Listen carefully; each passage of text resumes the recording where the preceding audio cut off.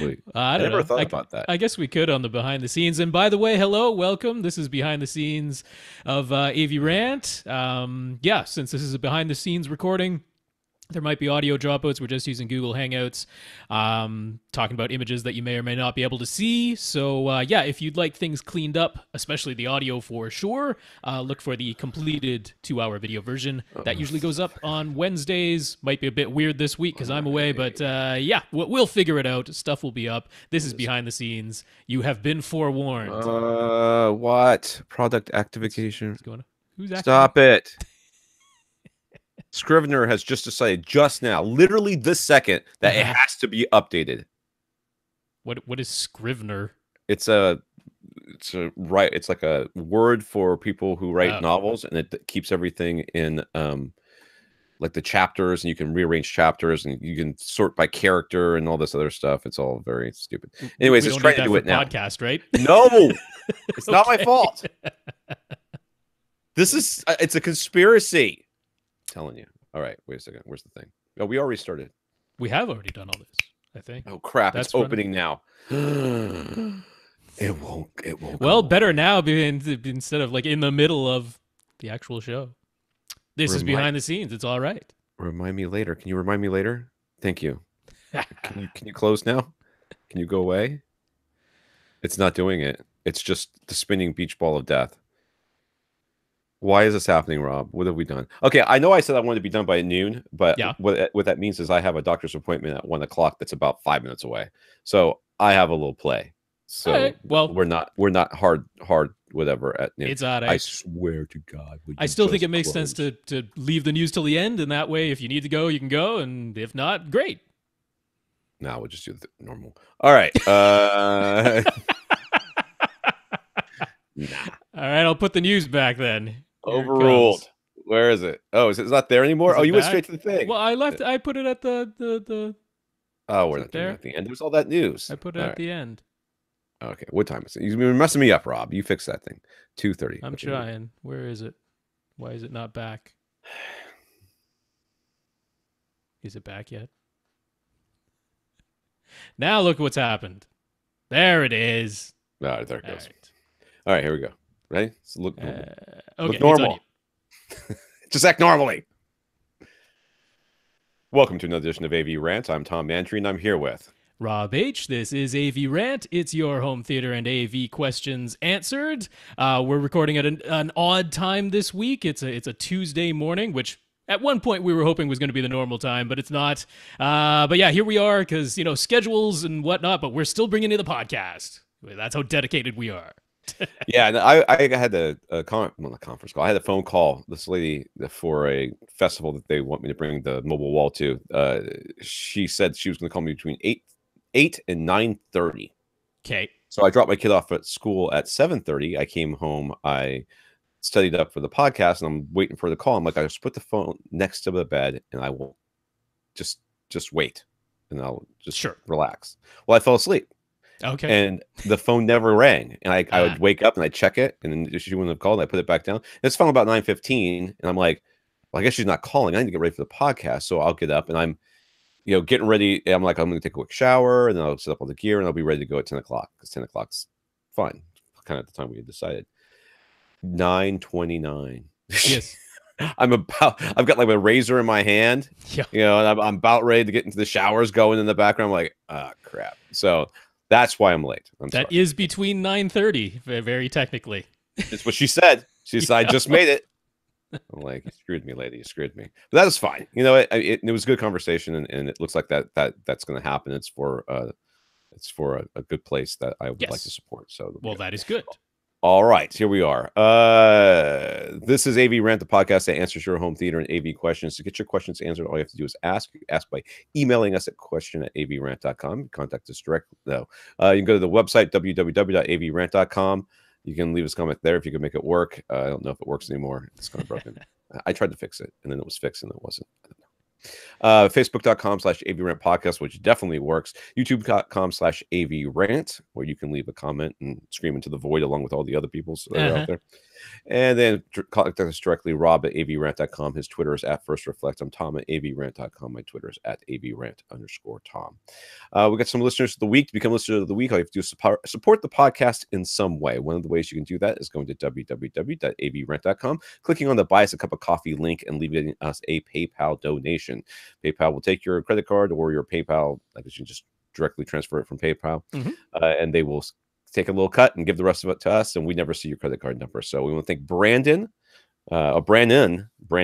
for doing that. So thank you very much. Those monies go into our coffers, help pay for hosting fees and other things, and we very much appreciate it. Thank you, Brandon.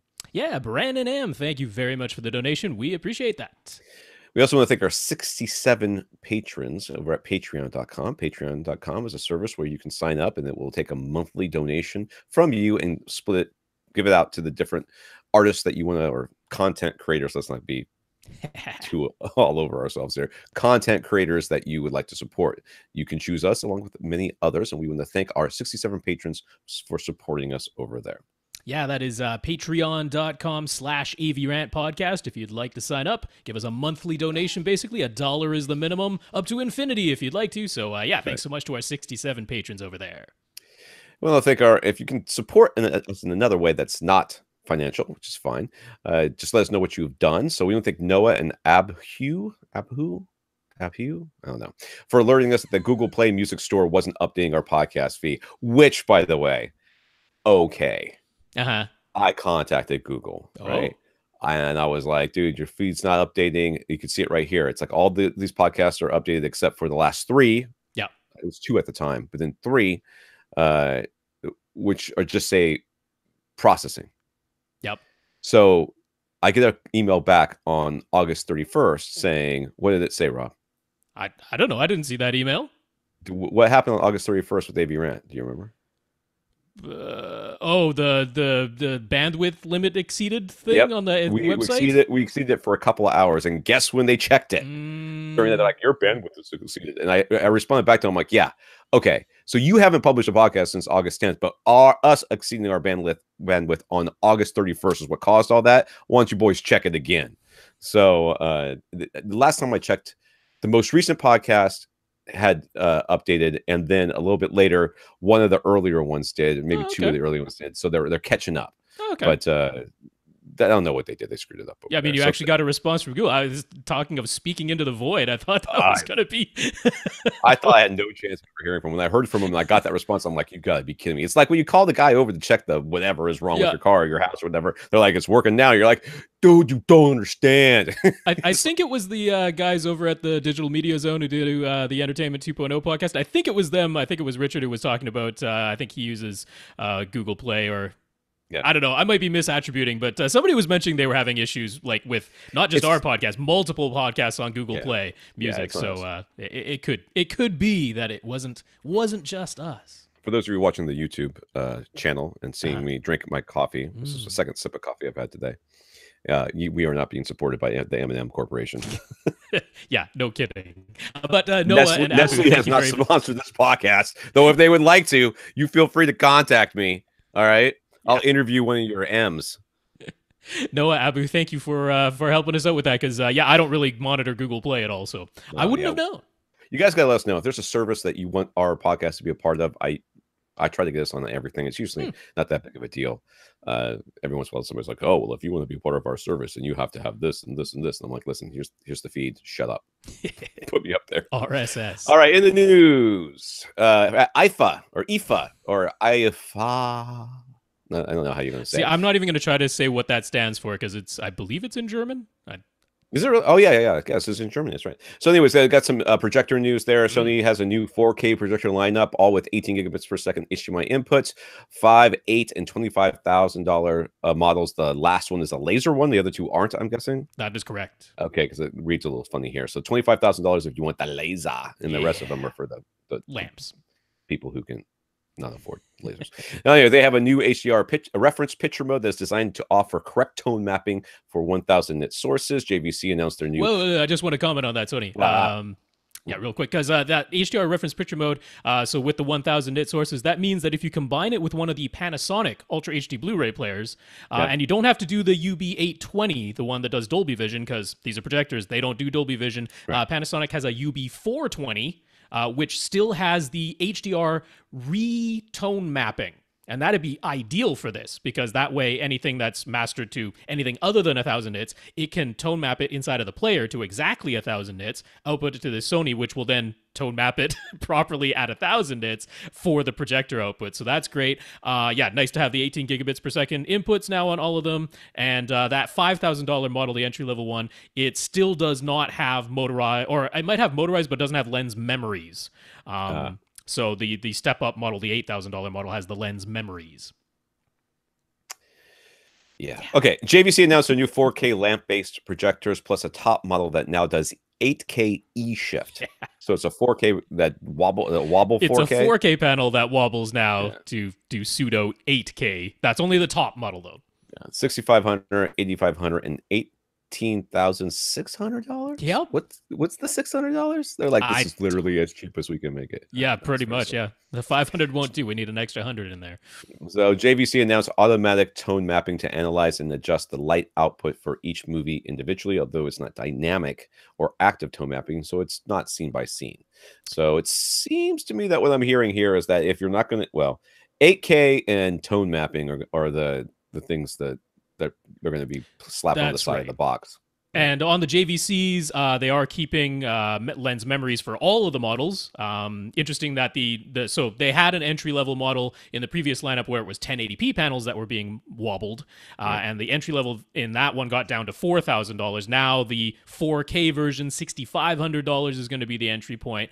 But interestingly, the guys over at AV Forums who do their stuff in the UK, one of the guys there, he's like, they went to the Sony demo, they looked at all those, including the $25,000 laser model, then they came over to JVC, and he's like, I'm buying a JVC. So if that's any indication of how good things look on a relative basis, it's promising for JVC. We'll see. We'll have to get a little bit more information than that. But yeah, that's it's an early indication. Epson announced a new 4K enhancement, a Wobble K LCD projector to replace the 5040 UB. It has 18 gigabits per second HDMI. It can show 4K at 60 hertz now. This is exactly what we wanted from Epson. We were thinking it was going to come last year, but it has now arrived this year. Yeah, they showed the Pro versions. So there was over in Europe, they called the 54 or the 6040 UB in the Pro lineup. That was the TW9300 over in Europe. For some reason, the model numbers need to be different, so they showed the TW9400. Guess what that is? And the TW7400, which is replacing the 4040. Yeah. So yeah, the prices are basically the same as when the 4040 and 6040 first came out. So it's like $2,500 for the 4040 replacement, the 7,400 now, and about $3,500 to $4,000 for the 6040's replacment. All right. In 8K news, this is still from IFA. It's all from IFA. Okay. Anyway, Samsung's Q900FN 85-inch 8K QLED TV will be available to purchase this year. Europe gets 65, 75, and 82-inch versions. It's the first consumer TV to claim 4,000 nits for HDR. Yep. Need a little more people to complain that it doesn't hit a full white screen. It doesn't hit 4,000 nits. What do we need 8K for? They're like, well, you don't really need the 8K, but you can hit 4,000 nits now, so that's why you're going to buy it. So stupid. No official price for the North American versions given yet, but the European versions are 5, 7, and 15,000 euros respectively. So they're euros these days. They're almost 1 for 1 these days, aren't they? They're basically 1 for 1. Yeah, that when it's coming out. And yes, I mean the 65-inch at 5,000. If it's $5,000, well, it might not even be available in North America. No word on the smaller sizes coming over here. Just the 85-incher. But yeah, I mean 65-inch 5,000 for the 8K. I mean that's not as high as we might have imagined it could have been. So. Right. Yeah. LG showed off their 88-inch 8K OLED again. No official launch date or price was given, but they did say mass production would be starting soon, which is code for, I guess we have to start making these things since apparently everybody else is. So there's your 88-inch OLED. It's going to have 8K resolution, but it won't be cheap. Sharp, Vestel, and TCL all had AK LCD panels, flat panels at the show as well. Sharp's display included the 22.2 channel soundbar. Yeah. That's what it is. It's got 22.2 channels for sure. That's not just counting They the drivers. will not let go of that 22.2 thing that they came up with like well over a decade ago, before object-based audio and Atmos and anything was even around yet. They're like, we're gonna have 22.2 channel. That's gonna be part of super high vision. And they will not let it go. So I was at Target last night when I was buying Deadpool 2, and I was looking at the displays, and the TCLs are just so stupid cheap. They are. It's ridiculous. Like, I don't quite understand how they can be this inexpensive, but it's very hard to look at a TCL that is like $400, and it's sitting right next to an OLED that's $2,300 at least, and going. These are the same size. I know. I mean, I'm not really seeing it.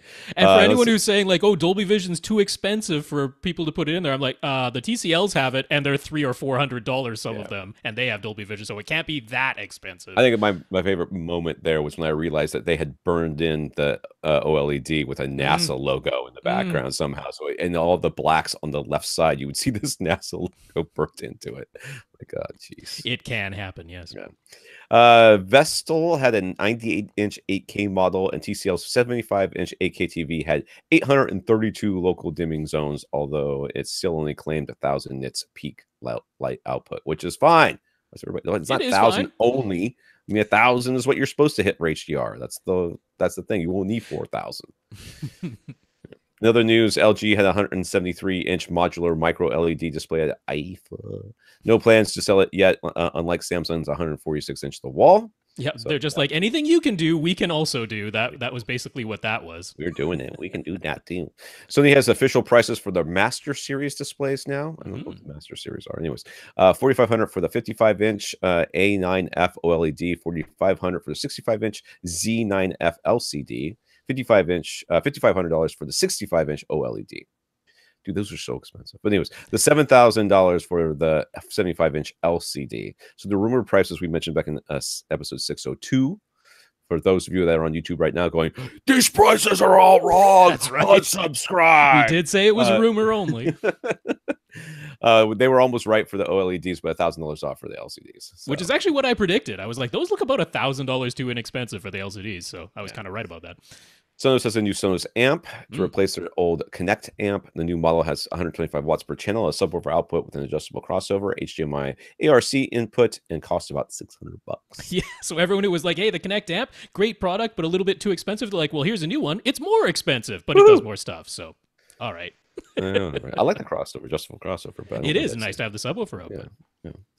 And don't look now, but Xbox One insiders in the Alpha Ring, who get the earliest preview firmware, now have access to Dolby Vision update. Officially, it's only for Netflix, and it only works with some of the newest LG, Sony, and Philips TVs. I'm just so surprised Philips still makes TVs. And for some reason, no Vizio or TCL Dolby Vision TVs work yet, nor do the 2016 LG OLEDs.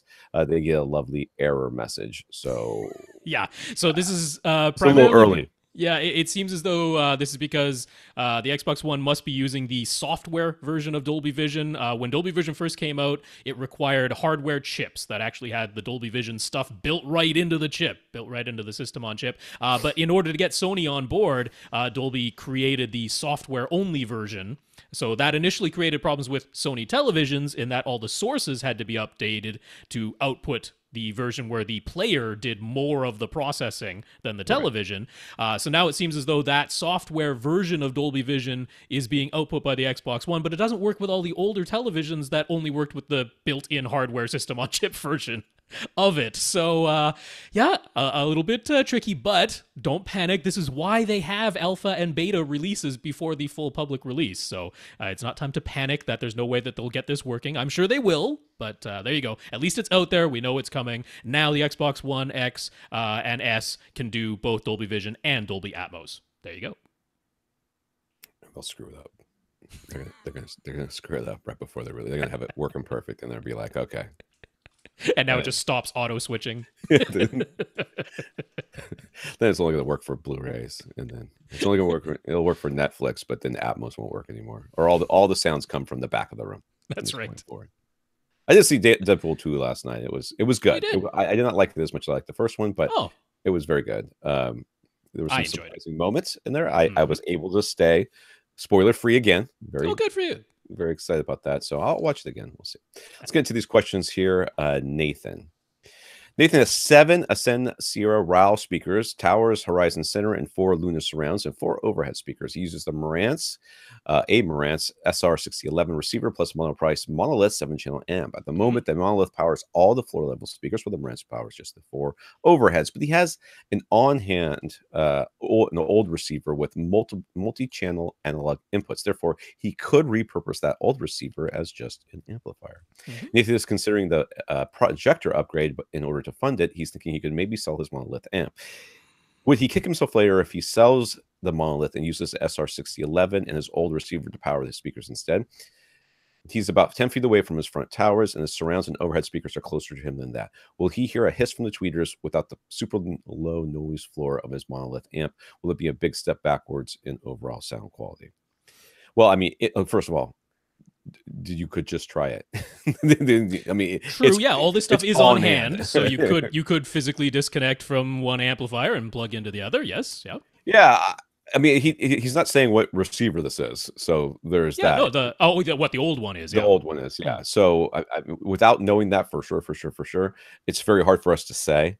If it had multi-channel analog inputs, though, there weren't a ton of like really bad ones that even had that. So I would be. I mean, you're only sitting 10 feet away from. I mean, if you powered the front 3 speakers, with that, and did everything else with your 6011, I think that would be really super safe. Or you could even divide it up. You could do like the front, left, and right go on the old AV receiver along with, I don't know, your surrounds or your surround backs or something. And then the center and everything else gets powered by your SR6011. That really divides up the most. I mean, the front 3 channels use the most power by far.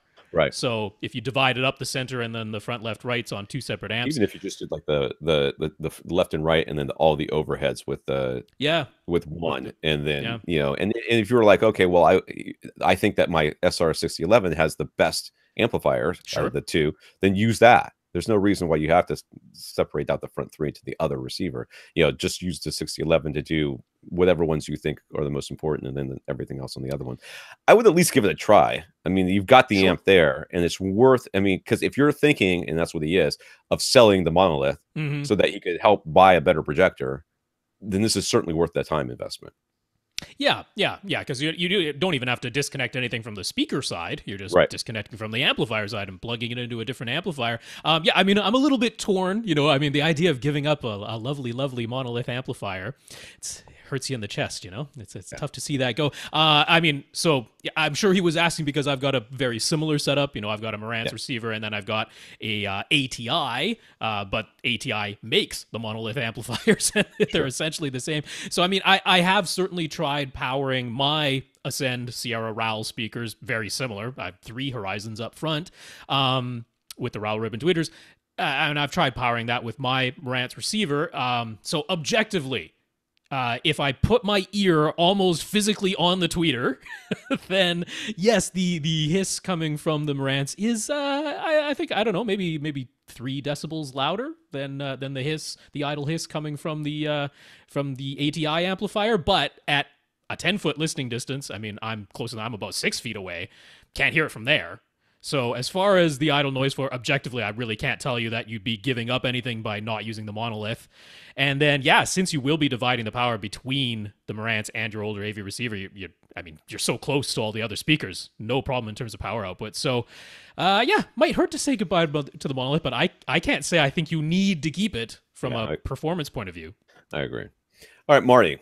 Marty's theater is in his upstairs bonus room. That room is destined to forever be open to the rest of the house. So can we put any positive spin on having a non-enclosed room to help him feel better? Can he claim any sort of sonic benefit? Maybe he doesn't have to spend money on bass traps. Help him out here. Well, that's sorry. But you still need bass traps. But yes, that is about the only benefit to having an open space, is that some of the problems that you have in an enclosed space as far as room reflections and stuff like that, the rest of your house ends up being like a bass trap in a way. A little bit, yeah. Well, it's a pressure release. Yeah, it just goes out there and then bounces around out there. Now, for everybody else in the house, not so good. And for us being able to predict how where to put your subwoofers to make the best bass in your space, also not so good. But if there is a benefit, the benefit is that there is this pressure release of the bass. I guess it's not great. I mean, hey, it's not the ideal. It's. I mean, if you could build the wall, we'd have you build the wall to enclose the room. So it's tough for us to say, oh, you are benefiting from not having the enclosed room. I've had both types of theaters in multiple locations, and I have a friend whose theater I set up many years ago, and his theater is open to the kitchen and everything else, and it's I really hate it. Like, it's gotten to the point where I won't let the kids watch TV over there anymore because it gets the bass from the theater, so it gets so loud where we're like screaming at each other trying to hear each other, and then the kids keep turning it up because they can't hear the dialogue. And we're not. I mean, there's a partial wall, and I don't mean like partial like up to your waist or whatever. I mean, it goes all the way up to the ceiling, and there's like a foot at the top that is open to the other space, and there's hallways around either side. I mean, we're on the other side of that wall, and it's just miserable. So there's not a lot of benefit, man. You want to feel better about it? Build a wall, I guess. There's really nothing. There's nothing I can tell you. I want you to feel good about yourself, though. So yes. But I mean, this is not. I mean, it's a nice looking theater. It's a very we got some images that we'll be describing coming up. But yeah, I mean, this is the real world.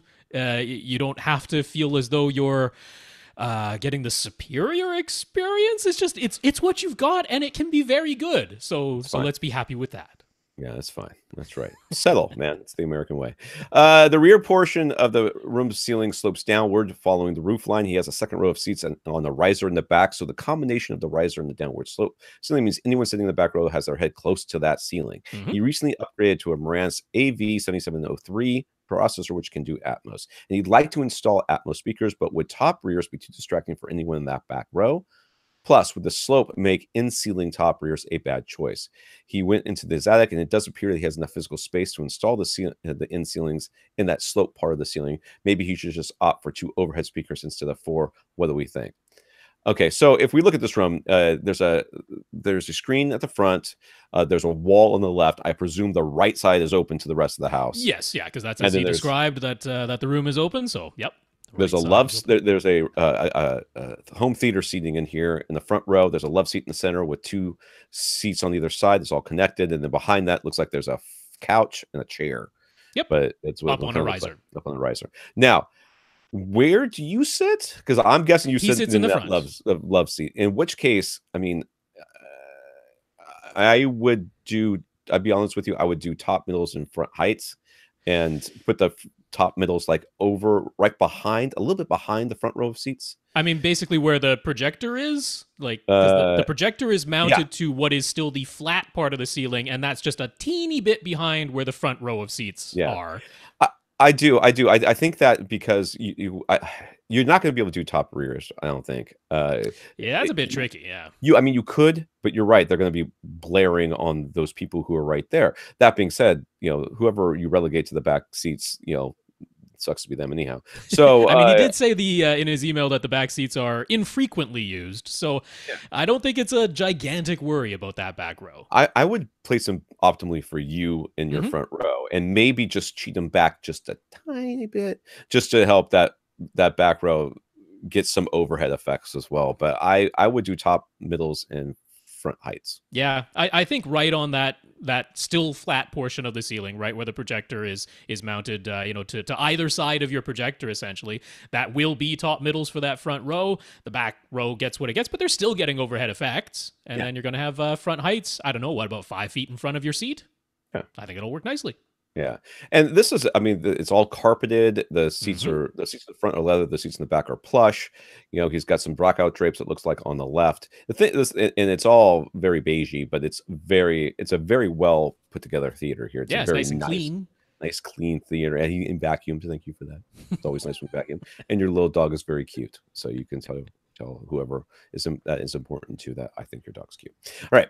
He said a couple of photos of his room. Does anything jump out as something he can improve, particularly anything in the way of sound treatments that we think would make a big improvement? Now, big improvement is relative, but he's got no sound treatments in here. So other than carpet, yes. Other than carpet. And I mean, unless that Band of Brothers poster on the side wall is actually an acoustical treatment, which I doubt, then he's got no acoustic treatments here. So where would we put acoustic treatments in a room like this? I mean, I'm looking at the back of the room mostly because that looks hard and reflective, and you've got the angled ceiling. Yeah. And I'm like, I would have some absorption in the back of the room as my top priority in here. Right. I was thinking there and behind the front speakers. Possibly, yeah. I mean, I was thinking on that left wall somewhere because the right wall is open. So you want the left wall to be absorptive. Your Band of Brothers poster has to go or be transformed into an acoustic treatment. Transform it into a printed acoustic panel, and no one will be the wiser. Yeah, if you can figure out how to do that these days legally or illegally. But those would be the places I would put. I put all along that angled section of the wall. You know, just like panel. I mean, you have to. I mean, if you did the whole thing, that would be fine too. But I doubt that you're going to. So a couple of panels back there. Even get fabric that is quite closely color matched to what's there, so that visually it doesn't look totally different. But it would. I think that would help. If anything, we're going to make a noticeable acoustic difference. In my opinion, it would be having absorption on that angled part of the ceiling behind you there. Right. All right, so he's interested in getting an NVIDIA Shield, but do we think a new version will be coming out soon? He doesn't want to buy right now if a better version is only a couple of months away or something. I have heard nothing, and in fact, sometimes you get kind of a sense of when they're going to release something new. I don't get that feeling about the NVIDIA Shield. I feel like this is a product that they're just going to keep supporting rather than. I feel like if 8K comes really strong, that's when the NVIDIA Shield 2 would come out. Yeah, I mean, NVIDIA Shield, or NVIDIA rather, they do have their newer X2 Tegra processor, and some people were thinking, okay, maybe since they have that, they'll replace the original Tegra processor, which is what's powering the NVIDIA Shield, and have an updated version. It's certainly not impossible. The current NVIDIA Shield has the exact same chips as the original NVIDIA Shield from 2 years ago, so it is a 2-year-old product at this point. But at the same time, it's still more powerful than just about any other, standalone streaming box that's out there. They are talking about getting the software version of Dolby Vision going on it, so adding Dolby Vision to it is not impossible at all.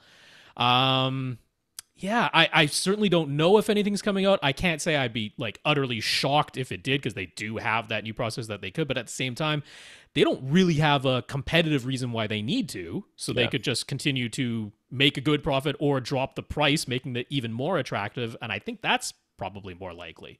Right. All right. Sushmit on Twitter. First, an update. Sushmit applied our advice in his basement theater is almost complete now.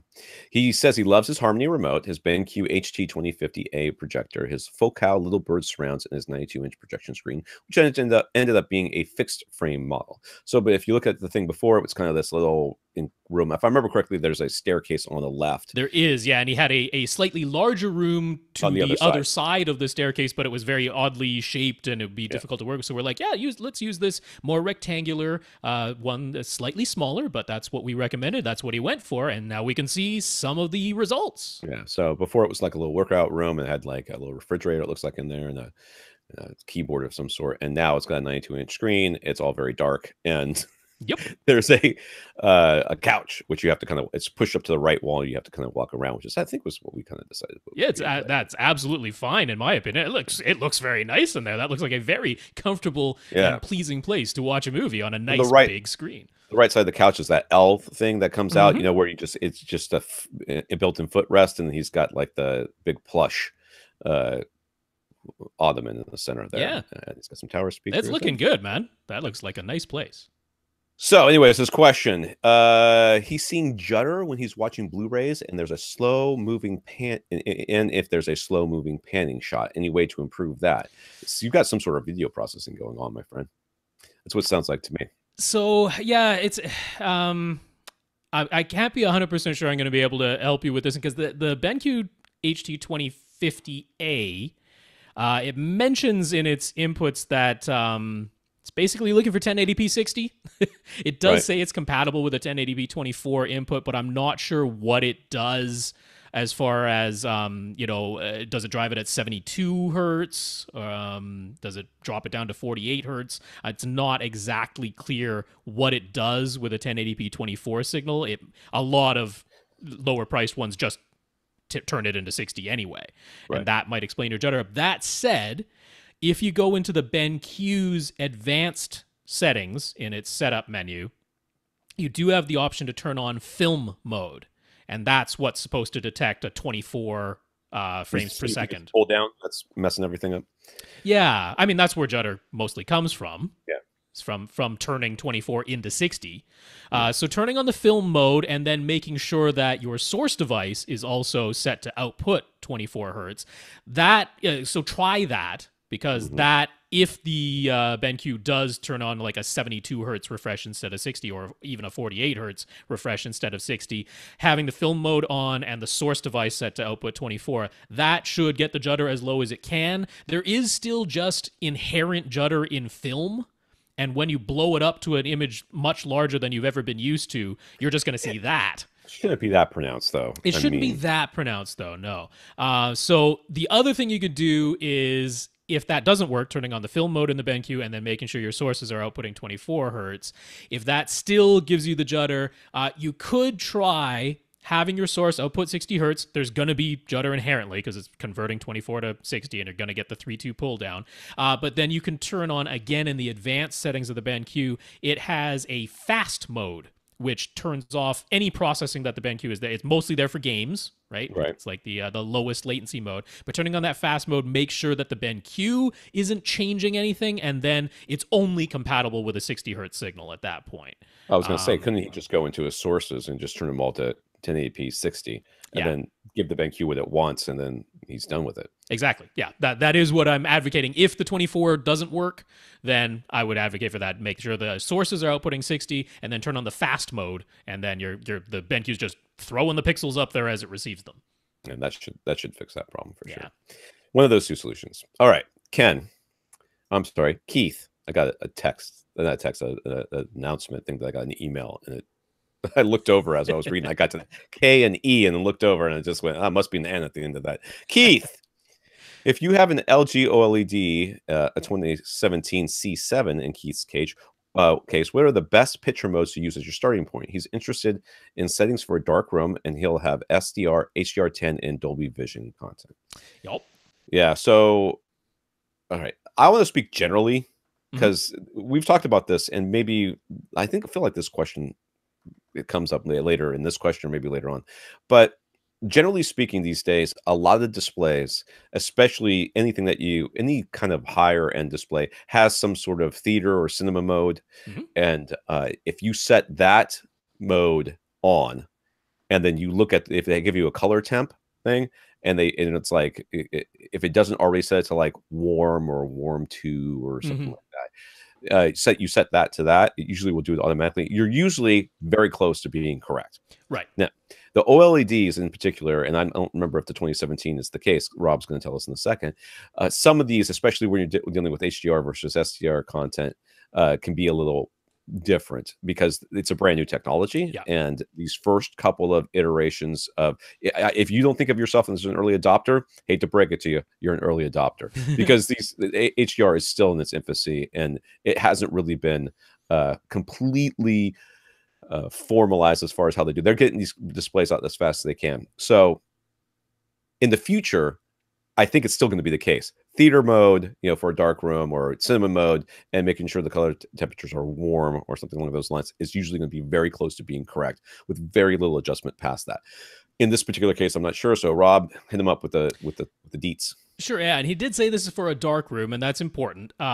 So on the 2017 LGs, they do have, for your standard dynamic range, ISF picture modes. And if your television has an ISF or a THX picture mode, that is almost certainly going to be the best setting for a dark room. And that is what they're meant for. Now, in the case of these, they have an ISF and it is labeled ISF dark room and ISF bright room. So that's a little bit self-explanatory, and it is exactly, and mostly what they're changing there is the gamma setting, which makes sense. That's the rate of rise from dark to light. In the bright room setting, they set a lower numerical gamma, which means that it raises a little bit more quickly from dark to light, which makes sense when you have more ambient light. In the dark room setting, it's a higher numerical value of gamma, which keeps it a little bit darker, a little bit longer. But in a dark room, you still see all the details. So ISF dark room is what you'd want as your starting point for SDR. Then for both HDR10 and Dolby Vision, you do just want the one that's called Cinema mode. And again, the Cinema mode is for a dark room. It is keeping that, the gamma tracing in this case, exactly on the PQ curve, the perceptual quantizer electro-optical transfer function. That is, again, the fancy way of saying the rate of rise from dark to light, but it's spelled out specifically. It's like this value means exactly this many nits when it comes to HDR or Dolby Vision, and the Cinema modes hold to that curve very accurately. So in a dark room, which is what that's meant for, that's what you want to use. But both of them, again, offer, I think they call it Cinema Home, which is for a brighter room, and it tracks not quite exactly along that PQ curve. They brighten it up a little bit, meant for a brighter room. So dark room, you want to use Cinema for HDR10 and Dolby Vision, and ISF dark room for SDR. Right. All right, so most of the reviews and places that list picture settings seem to indicate that unless you have measurement equipment, there's not much point to adjusting the white balance or color management controls. It's true. Furthermore, most places seem to suggest that turning all of the optional picture enhancement type settings off and pretty much leaving all the other settings at their defaults. So is it really just as simple as selecting the correct picture mode and that's it? Or are there any specific settings that he ought to adjust in order to get the best image in a dark room? Okay, so yes, all of the things you just said are true. Yeah. You can't by eye, professional calibrator can't by eye adjust white balance and do color management and just look at it and get it right. They need measurement equipment to do it right. You can guess, but you're probably going to make it worse. So. Right. I mean, you need something. And I mean, at the very least, what you need a test pattern to look at. And I mean, you can set brightness and contrast and that sort of thing with the correct test pattern, which you can get some from things like the old THX movies that would have a THX some test patterns they would put up there for you. But as far as getting the color balance, I mean, you used to have to put on the blue glasses or whatever it was, the different color glasses. And I mean, that was really just to set the color and tint controls. It still wasn't to adjust your individual red, green, and blue values in your white balance or in your color management system. It was the color management system. You absolutely 100% have to have a light. Color management system. Do not even touch it unless you have measurement equipment. The white balance, they give you the option in the LGs of having just a 2-point, so it just gives you a high point and a low point. Right. And it's unit to unit, so you can't even look at somebody else's settings and go, oh, I'll try that, because it varies unit to unit. Some have a little bit too much blue in the bright section, a little bit too much red in the dark section, but then it could be completely flipped on just the exact same model, but just a different unit. It's just unit to unit variations, so you really can't set that. If you notice, you're like, everything obviously looks too blue in bright whites. Then you go, okay, maybe I click that down a few. I mean, it's not gonna destroy anything. You can always put it back. It's just a user control. But other than that, you don't really touch those unless you have a measurement meter. So he also asks about the enhancement type settings, like your mosquito control or your noise reduction, your dynamic contrast. Yeah. Well, okay. I want to direct you, because people, I think, are a little bit more familiar with receivers. So in receivers, you will get DSP modes, right? Where it's like Rock Arena or all channel stereo or something like that. But when you're watching a movie, normally people know to put on the straight decoding, because that's the way you get the best experience. Anything past the straight decoding or just decoding with some upmixing, if you're watching a DVD and you want to get an Atmos experience. Anything beyond that, you're just adding a bunch of stuff to it that it doesn't need, and that is going to mess up, quote unquote, mess up the listening experience. That's the same thing with these enhancements. These enhancements are made for very specific situations where you want or need something in most home viewing experiences, you don't need. You do not need to have all this edge enhancement on, because you're not displaying this display in a extremely brightly lit room with it on full mode, and you're trying to make it look brighter and sharper than everything next to it from 20 feet away. Okay, you're in your own home, and you're sitting with a reasonable distance and everything else. So these enhancement modes, really, first of all, they're just checkmark boxes on the side of why is my TV has more things than your TV, therefore it must be better. That's part of it, but mostly it's for very specific use case situations that you're not encountering. So that's why they tell you to turn it off. Yeah, and in terms of being as true as you can be to the original signal, you have all of that stuff turned off. So, I mean, there is one setting in particular that is specific to the 2017 LG OLED. So we're really drilling down, but I mean, that's specifically what Keith was asking about. Right. And that is when it's an HDR10 signal, you definitely want to at least try setting the dynamic contrast, which is hidden beneath the expert controls, on low.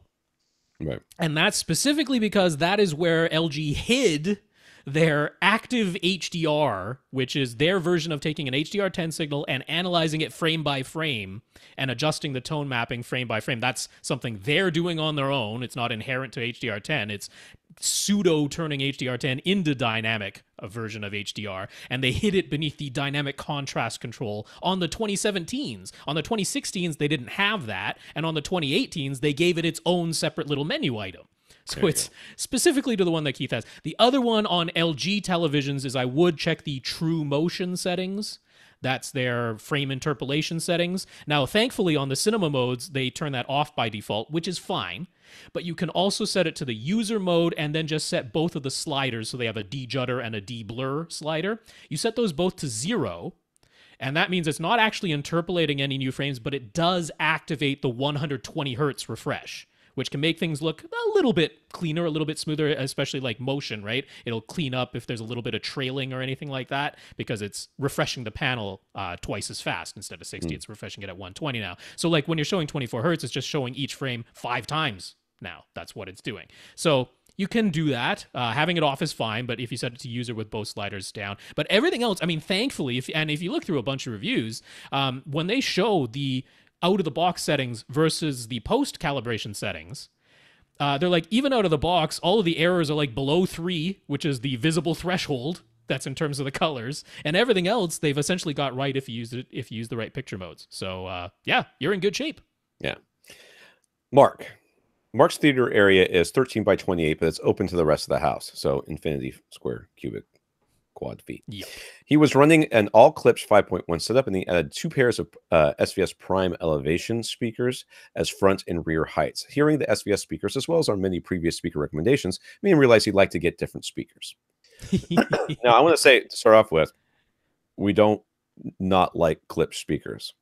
Oh, for sure. No, lots of people have them. Lots of people like them. And I think they sound quite nice in a lot of setups. Yeah. So that being said, he's in a pretty small room. I mean, it's not that fairly small space. Yeah. Yeah. Space. Theater area. And he's not sitting that far away. So, no. He's certainly got the option of getting a different speaker. But anyways, he managed to sell his Klipsch 5.1 setup for almost exactly what he bought it for originally. So now he has $3,300 for just his front 3 speakers, and it's burning a hole in his pocket. He's already decided to use another pair of SVS Prime elevation speakers as his surrounds, since their design works perfectly for him. So I guess we're looking at pictures of his old theater, and again, there is a wall on the left. Right. There's a wall on the left. There's no wall on the right. He's got his TV on the stand. He's got, it looks like 2 subwoofers right on the outside of that stand, then 2 towers on the outside of that. His elevation speakers are above, and then I guess his elevation speakers, well, I guess they're in like the rear heights.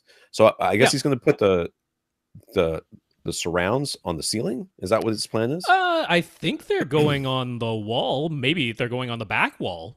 Because I mean, for the surround right speaker, there's no wall to mount it to, but he's already got his existing surround speakers quite close to what would be considered the back wall of his theater area. There's like a permanent opening that's actually right behind his seats, but there's wall on either side of that opening. Quite understand how he's going to do his right surround speaker with the Prime elevation speakers. It seems like he should just get prime. I think he's going to mount it on that back wall and then have that angle, right? So so be angled towards his seat while mounted on the back wall. Whatever, it's already done. So I guess apparently it's happening. into that.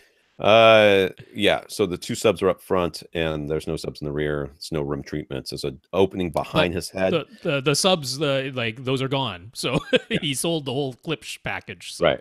Yeah. So there's the opening behind, like a large. It's not a door. It's wider than a door, and it's opening behind the couch. There's nothing right directly behind the couch to bounce any sound, but there's no room treatments on anything. And it looks like maybe a window. There used to be a window into a kitchen on the rear wall to the right of the theater area, and in front of that, across on the front wall of his theater area, is a fireplace. So that's what we got going on here. All right. Yeah. Okay. So he not only wants his new front three speakers to sound better than his old Klipsch speakers, he also wants them to look nicer. And since he's settled on the SVS Prime Elevation and Surrounds as his front heights, as surrounds and front heights, he'd clearly like the front three to have at least a decent timbre match with those as well. That being said, they will match pretty well with almost any speaker we ever talk about on this podcast. Anything that's a neutral speaker, it'll be pretty good. So he says the SVS Ultra Series towers and centers are an obvious option, but thanks to our previous recommendations to other AV Rant listeners, he's also interested in the Perion Veris 2 Grand Series Grand speakers, the Ascend Sierra Series, or the Sierra 2s if he wants the RAL ribbon tweeters. Otherwise, you have to go with the regular towers and Horizon Center to stay within budget, and the KEF R Series and RBH Signature SV Series, although not the Signature Reference Series, since those would be over his budget.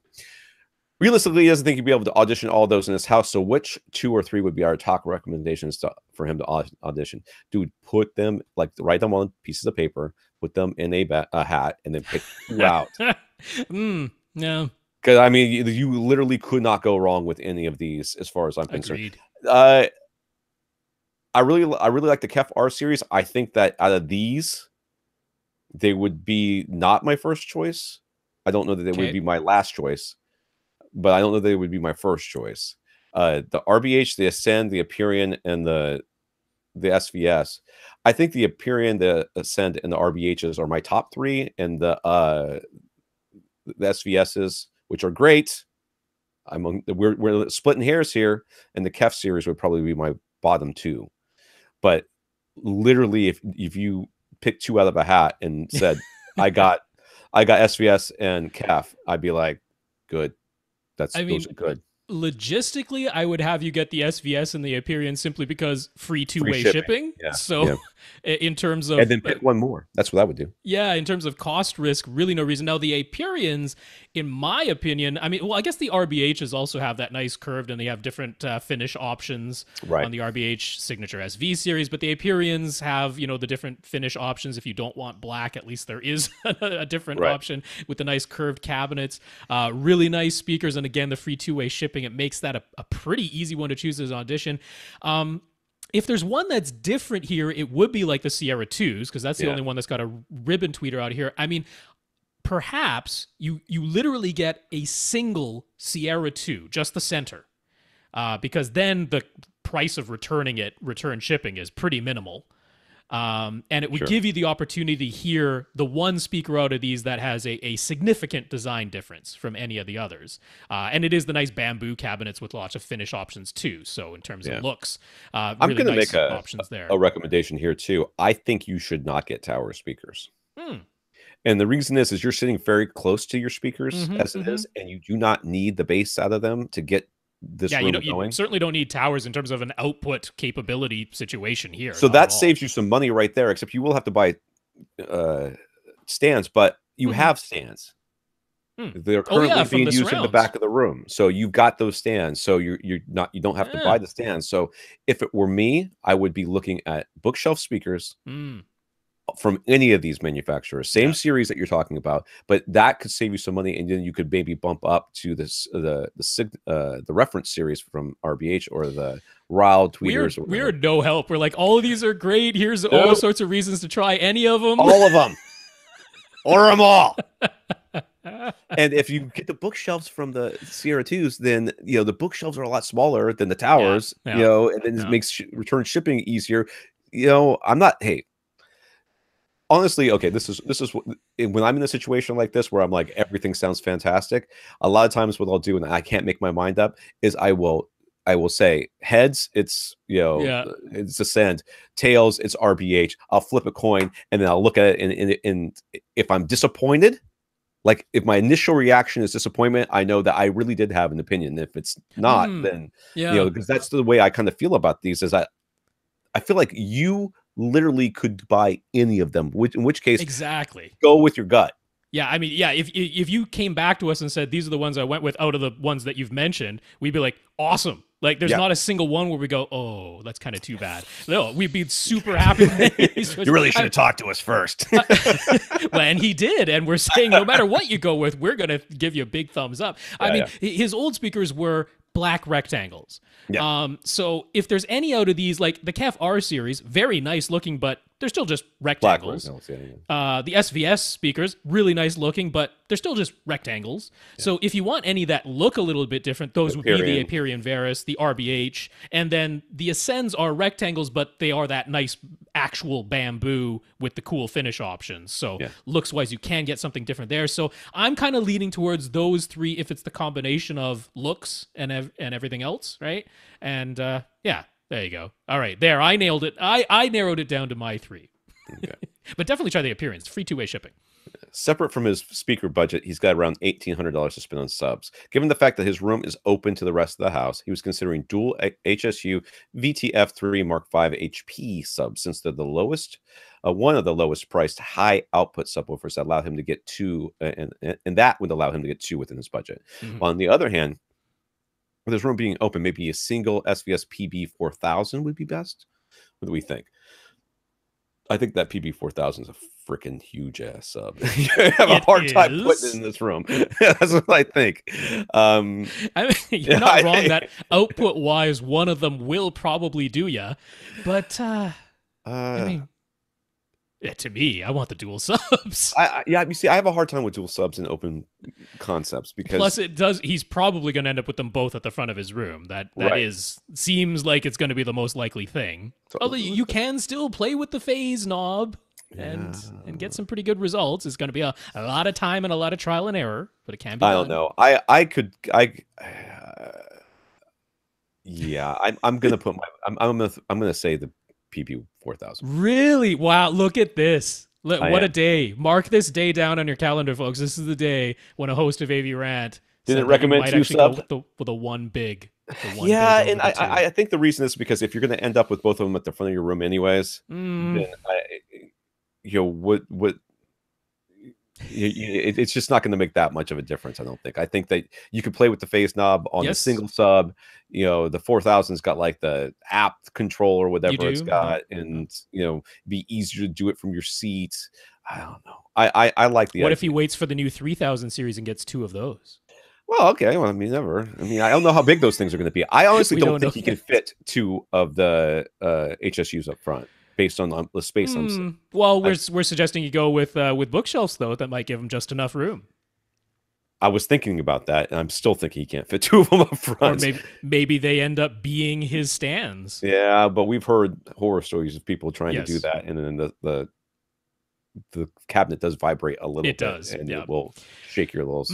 I can't get away from having the two subs. I can't get away from it. And plus, those HSUs are so nice. The VTF3s are. Oh, they are really good subs. I can't get away from the two subs. I can't do it. See, I see that this having two possible locations within his. I mean, within his room, it's on the left in the corner or the right next to the fireplace. So at least with the single sub, he's got the option of kind of moving it around a little bit. Now, if you're going to tell me that you will then place one of those subs someplace other than the front of this room, then I say go with the two subs. Okay. But if you're just going to shove them back right where they were, I'm more in favor of you just having one big one. I know. This is not the first time I've said that, Rob. I know. I've said this before. It's just rare. We have been so little help to Mark, but we basically talked through all the things I'm sure he already thought himself. www.avrant.com/buy us a cup of coffee link. So, We hooked you up, you hook us up. No, Oh, that's not man. the way that we could not have been less help. I actually think the bookshelf. I mean, I think he's going to be like bookshelves. No, 100% bookshelves. He was in this already situation. told me. He was already like Sierra 2s could do that. So it was in the back of his mind. All right, now put it in front of your mind. Now, since we've not helped him, let's go on to not help Brent. Brent on Twitter.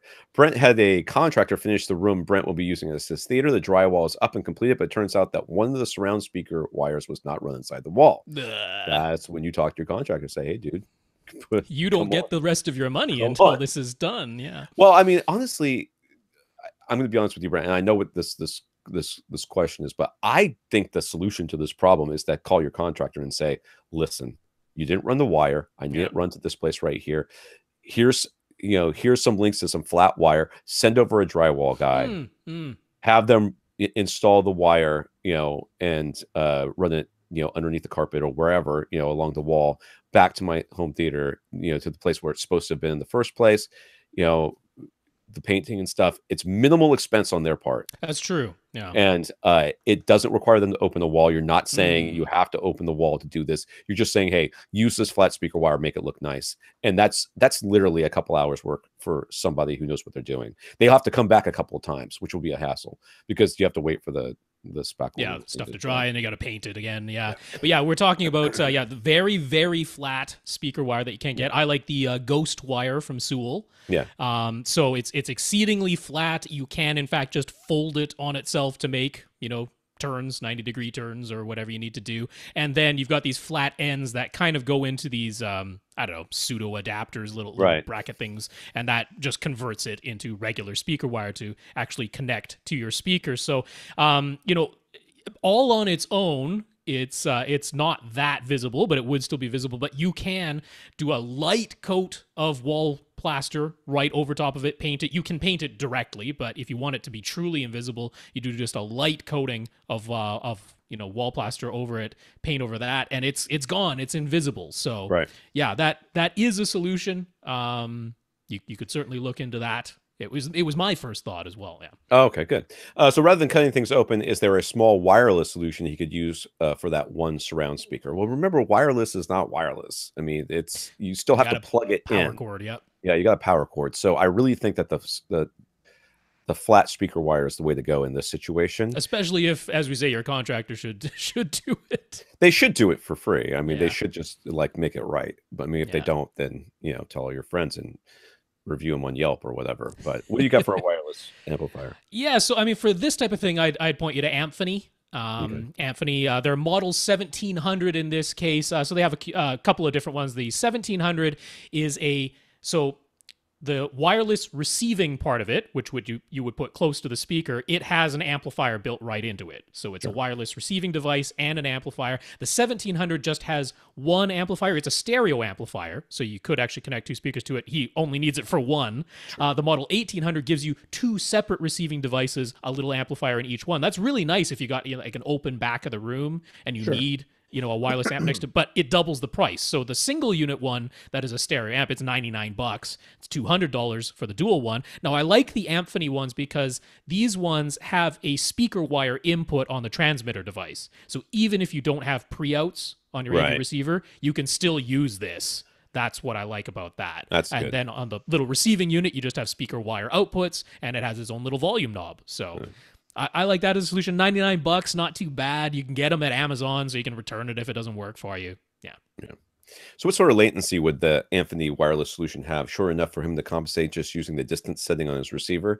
These things are fairly well designed, and once you run Odyssey or whatever room correction system you're doing, when it does the room setup, it's going to account for this. It's going to detect that there's some latency there, and it's just going to change the distance settings on probably most of the rest of the speakers, to be honest with you, to get them to match up.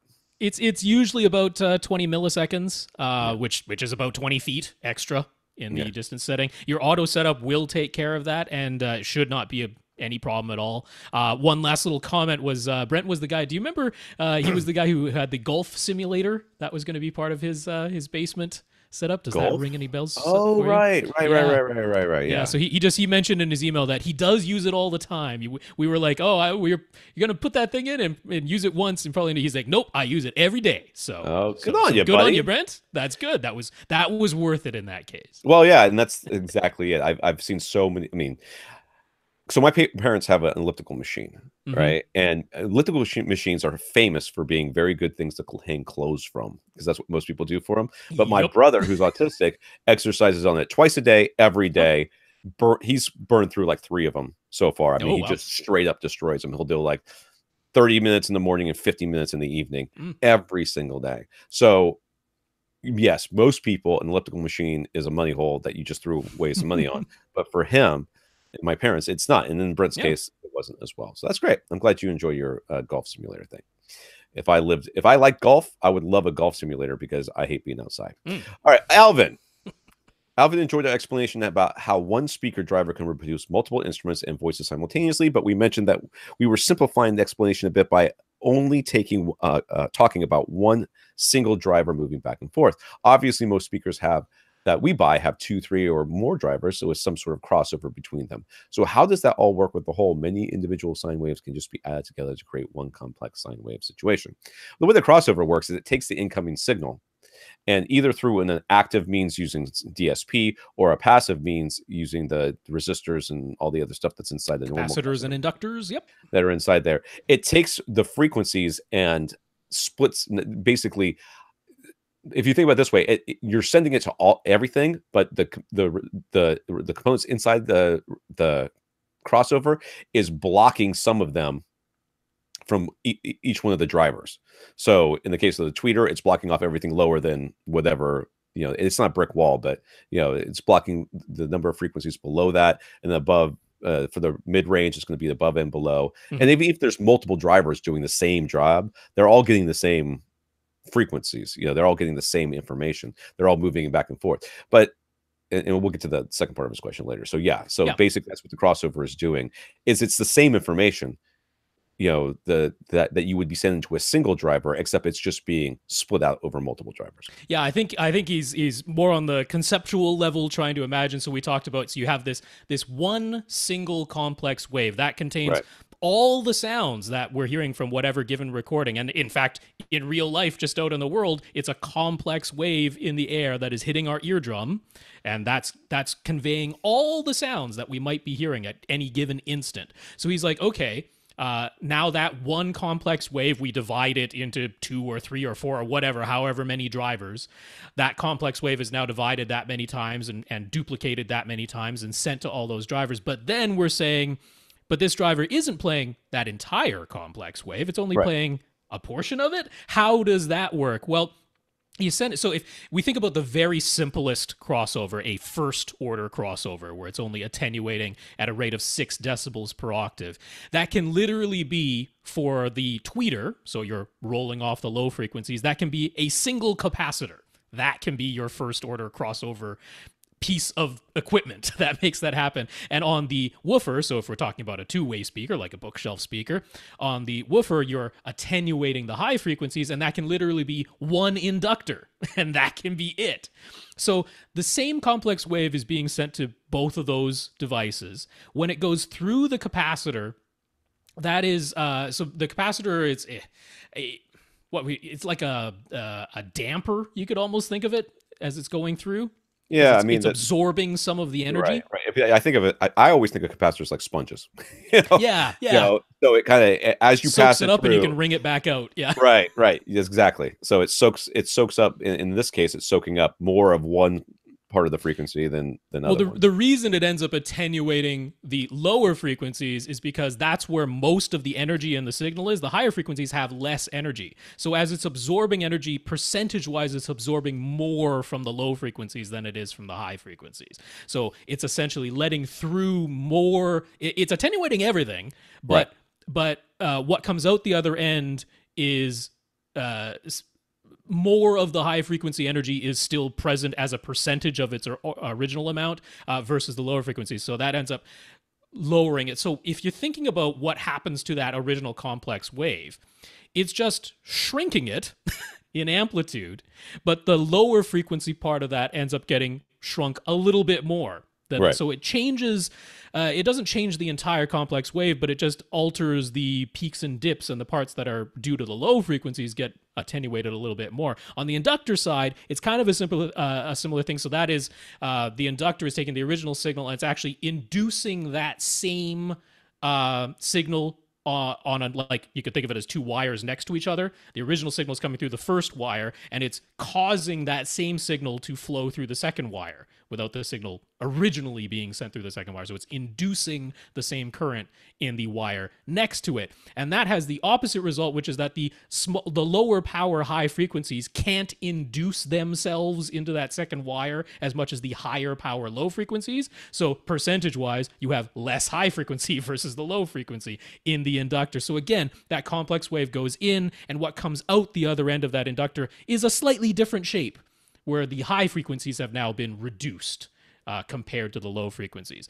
So the same signal goes in, but a slightly different signal comes out of the other ends and then gets fed to the two different drivers. But the two different drivers still just know to move back and forth in response to that signal. It's exactly the same. I think maybe part of this question stems from, well, how come, how do you get these two drivers that are getting different signals? How do they sound good together? And therein is the speaker, where the speaker designer comes in. They are not just looking at specs on a spec sheet and saying, well, this will work well with this. No, they're putting things together and they're listening to how they interact with each other. When a frequency sweep goes from one driver to the other, how well does that meld together? How close do I have to have them be together? What points, where in the front baffle should the tweeter be in relation to the woofer? Do the woofer and the tweeter work well together as far as where the roll-off points are? Are we seeing any dips in that frequency response? And just timbre matching the tweeter and the woofer as well. There is a lot of that goes on, and that's why you can't. That's why whenever somebody says, "Well, I'm going to take the aluminum dome tweeters out of my whatever speakers, and I'm going to put in some raw ribbon tweeters." Like, yeah, that's not going to work. It'll still make sound, but it'll make sound, but it won't be right. And then you will. And the reason is because it's more than just the component.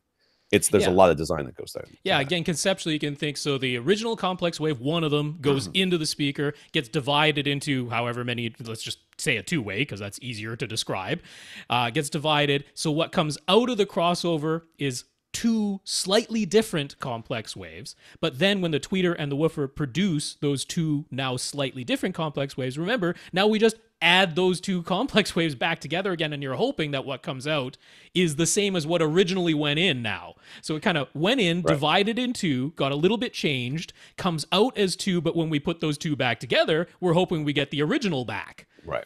And you can just add waves together. The drivers, match in some way is, you might be playing the fundamental with the woofer, but the harmonic is in the tweeter. So you can't just assume that, this woofer can play this note, so therefore it'll be fine, because it's the fundamental has to match, or the speaker's going to sound off. Yeah. So there's that. All right, we can do this forever. Let's do something else. Yes, if the single complex wave that is sent to any given speaker can be broken down into individual sine waves, would the quote ideal unquote be to have a separate driver for each and every individual sine wave with a brick wall filter above and below that single frequency? Then each driver would only have to move back and forth at one single frequency, right? So would the perfect speaker have 20,000 drivers? If you followed that logic, you would have an infinite number of drivers, because it's not just like we go in 1 hertz increments from 0 to 20,000. There's every decimal point in between at an infinite range, so it's fully variable. So this logic wouldn't allow you'd have to infinite number of drivers. But I mean, you can look at something like a line array, which a line array is a very small driver. They don't move very much. There's a whole bunch of them all playing, but they all do the same thing. They all do the same thing, right? So this is not being divided, but you're seeing what you're basically trying to do is create a single large driver, essentially, that is moving the air in the way that it was originally moved. Yeah. If that makes sense. When you're thinking what would the ideal be, the ideal is the polar opposite. The ideal is one driver, and actually one driver with zero that mass. is like a mathematical point that yet somehow manages to still couple and move the air. Right. Which is impossible, but we're talking about what would the theoretical ideal be. It would be one driver, because then it is just moving in response to the signal. You're not having to divide the signal at all. Right. But in real world terms, in real mechanics, it's hard to create one driver. You have a single driver in your ear. Yeah. It's essentially going back and forth. What you want is a single driver out in the air that can move the air so that it moves your ear the exact same way as it did before. That is just something that is not possible to do, because you're not just dealing with a single point of reference.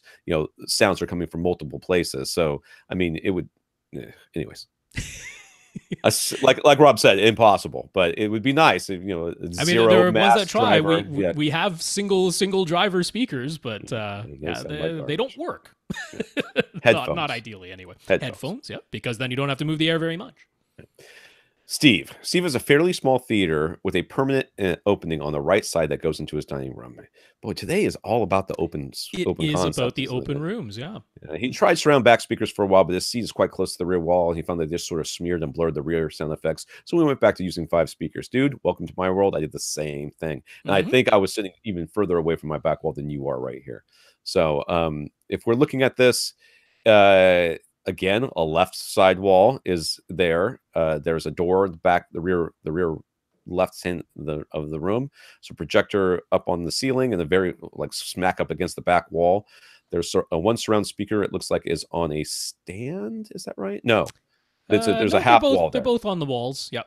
They're wall mounted to the left and right of the couch, and then there's up front. He's got what looks like, I'm going to say paradigms or PSPs. I can't really tell. I think they're paradigms. They look like paradigms. Maybe monitor audio? Could be monitor audio. Kind of looks a bit like monitor speakers. Not really consequential. One couch almost all the way against the wall, and then there's an opening to the right side, like 1.5 doorways wide that opens into, I guess that's a dining room. A dining room, he said. Yeah.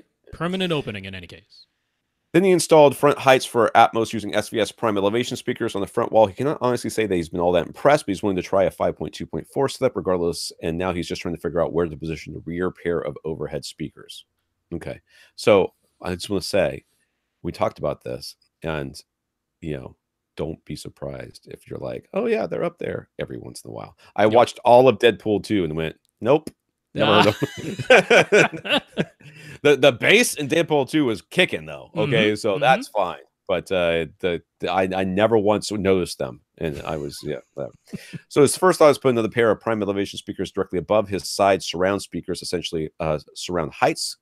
Though he called them top middles installation wise, that would be easiest for him. His other option would be to put them on his rear wall, but there's a jut in for a door on his rear left corner, so they'd either be unevenly spaced, they'd be closer together than his front height speakers. Also, since his experience with surround backs on his back wall was displeasing, he's hesitant to put speakers on his back wall again, though those would be higher up than his former surround backs were. What do we think? What position will work best? I think above the surround speakers is just fine. Yeah, I do think that's fine. I mean, I guess if you evenly spaced them on that back wall so that they're inside of the little jut in for the doorway, they would be like just to the sides of his couch, right? That looks like where they would end up being. I don't know. I'm a little bit. I mean, honestly, he said the easiest for him to install is high up on the sidewalls, right above, basically as surround heights. That settles it for me. I'm like, if that's the easiest to install, then do that. I am with you there as well. I mean, there's no reason to make this more difficult than it needs to be, number one. But number two, I mean, that's kind of where they're supposed to be. That's kind of how SVS envisioned their elevation speakers. Yeah, as top middles. Yeah, for sure. Yeah.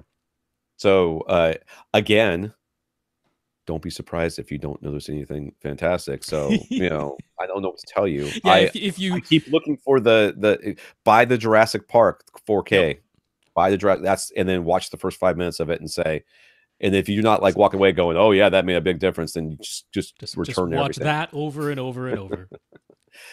I do still like John Wick and Atmos. I don't have John Wick Atmos. Ah. Is it Blu-ray? Does the Blu-ray have Atmos? Yes. As well as the Ultra HD Blu-ray version. I'm gonna have to watch it again then, because I don't think I've seen it since. Maybe I haven't seen it since then. I don't know. All right, how much time do we have left? Yeah, we're doing pretty good. Carlton has an original Velodyne HGS15 subwoofer from almost 20 years ago. It might be old, but it's a beast. Basically, a sealed 18-inch cube with a 15-inch driver and a 1250-watt servo-controlled amplifier. It can genuinely. This is back when Velodyne made like serious subwoofers. They. I mean, they still do.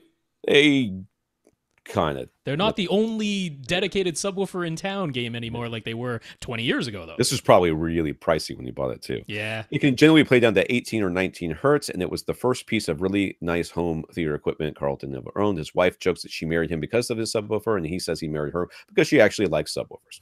They're moving, and the folks buying their place want to keep their existing home theater. Carlton's happy to buy all new stuff for their place, but his Velodyne sub holds some sentimental value, so that's making him want to keep it. Mm-hmm. Is it still a great sub by modern standards? Would he be getting a way better performance if he replaces it with a new sub, enough to make parting with its sentimental value worthwhile? Now, how big is your new room? Yeah, that's there's that question to be answered for sure. Like, where are you going to be putting this thing? Yeah. And is it going to be appropriate for your space? So let's pretend, because we don't know. Let's pretend that the new space, this is an appropriate sub. Okay. So if we say that, when we look at the sub, do we think, oh no, you should buy this other sub because it's much more linear and it's much this and more that and blah, blah, blah. I am of the opinion, at least with this Velodyne, that even though I didn't really go and try to find any sort of measurements on it, which I probably should have done, but my initial thought was you should keep it. You should take it with you. And I think any sort of real linearity problems that you might have with it can easily be solved with your brand new AV receiver, which will have, Odyssey. No, Audioholics reviewed the update version of this. So there was an HGS 15X, I think, because of course there's an X. There was an I version too, the IHS. Probably, yes. But no, I mean, a very favorable review on that. There's nothing in here to make me say that if a sealed 15-inch high-powered subwoofer is appropriate for your room size, there's no performance reason that you must get rid of this Velodyne. None at all. The only reason that I would say that is if you're going to a much larger space, or now it's a wide open room, which would be unfortunate, but then you might want to look at a much higher powered ported version because you're just going to need that kind of output. Yeah. But as long as the 15-inch sealed design is something that will work in your new house, keep that Velodyne, man. If it's got sentimental value, there's no performance reason that you have to get rid of it. Man, I forgot to bring the card in, but this makes me think about something. There is a place here in St. Petersburg, and it's called like the Speaker something. I don't remember what it's called. Anyways, I'll find the card and we'll talk about it later. But basically, all they do is speaker repair. Okay.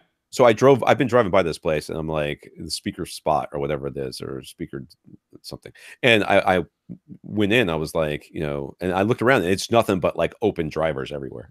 Oh, okay. I'm like, what do you guys do here? Like, we repair speakers. I'm like, repair, yeah. That's it? He goes, yep, that's what we do. I'm like, so people send you drivers and they repair them? I'm like, he's like, yep.